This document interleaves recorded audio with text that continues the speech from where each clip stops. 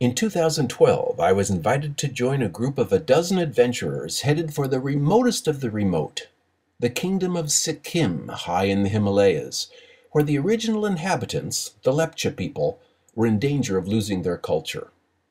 Well, it was cold, it was remote, it was arduous, pressed me to my physical limits. But when I heard that no outsiders had ever been where we were going to go, of course I had to make the trip. Most began in California.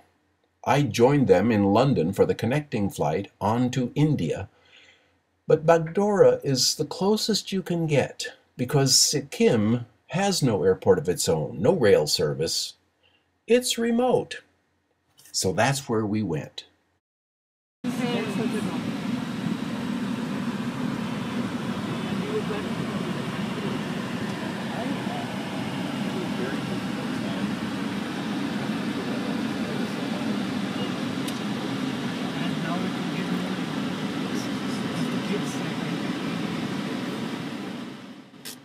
When Bagdogra's traffic finally cleared, we made our way towards Sikkim, up steep forested mountain roads lined with monkey families. That's Nepal to the left in purple, Bhutan in green to the right, and the trouble is China to the north, because just as they've taken over and wiped out Tibetan culture, they're trying to do the same in Sikkim. So the Indian government doesn't even allow accurate maps of the area. It's very sensitive. The vehicles are pretty interesting here. Good luck, there's a good luck, and every surface is painted with something. This is a nice one. It's a goods carrier.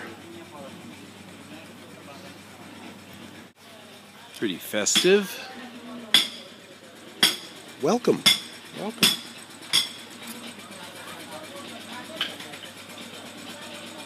Adidas for some reason. You gotta put some eyes on the front. Don't worry about spelling. Forever.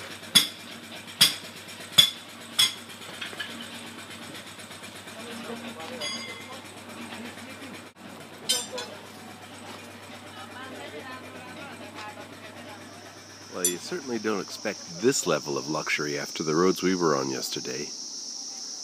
And what a way to wake up. So this is tea. And if you wonder how it gets to your cup, this is how. Morning!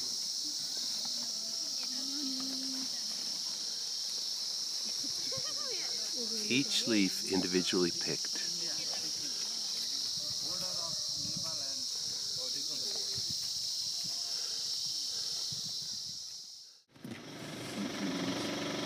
Yeah. That's good, eh?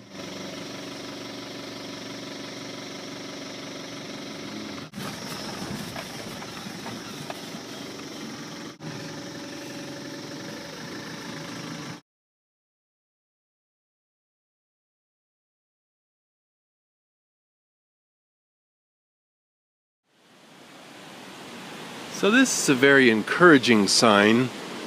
You know you're in a great place when the sign warns that you have to go one car at a time very slowly.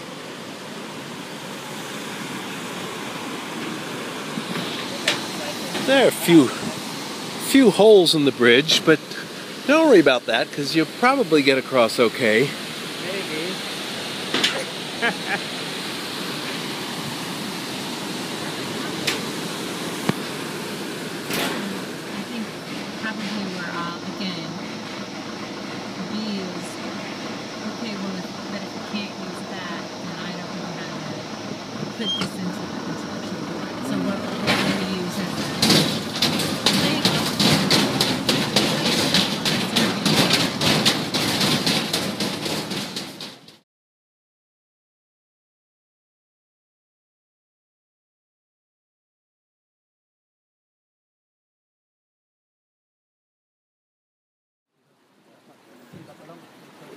This is our traditional Lepcha welcome, with which is for the success of our trek. He's now reading the entire itinerary of the trek to make sure that the gods bless every step of the way.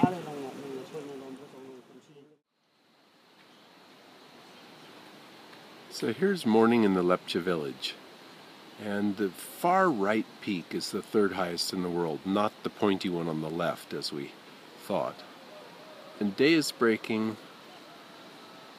The boys at the cook tent are having black tea to get ready for the day.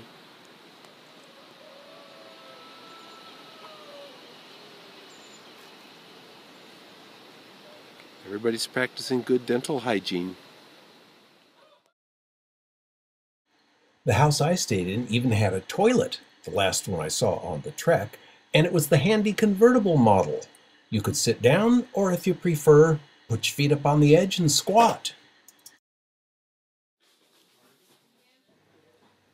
Throughout our experience staying with the Lepcha people, we were impressed with how reverent they are. So this is the prayer room in the private home where some of us stayed. So they not only had the toilet, which was quite welcome, but also a way to honor ancestors and spirits.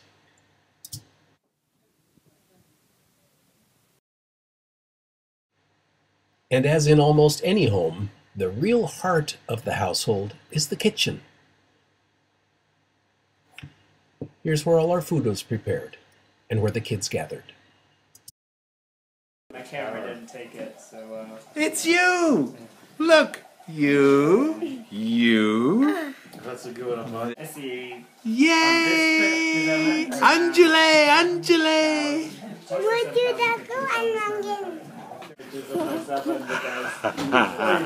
We saw you taking pictures of yourself in the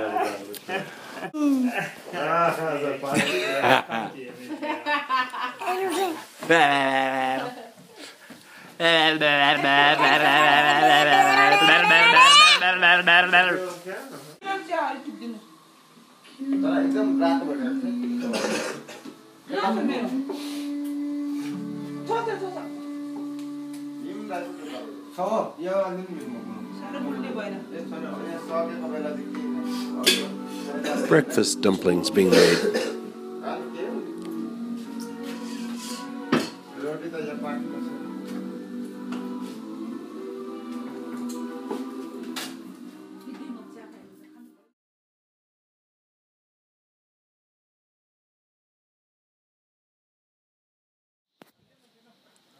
Well, I was wondering what happens to the fermented millet after we all go to sleep, and I see that they are very generous with the chickens here.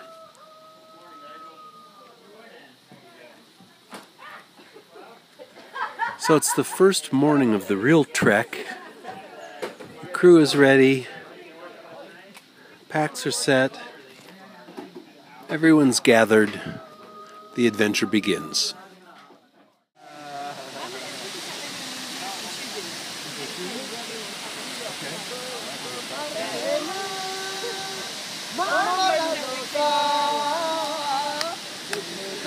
The porters are very excited about the trip, just as we are.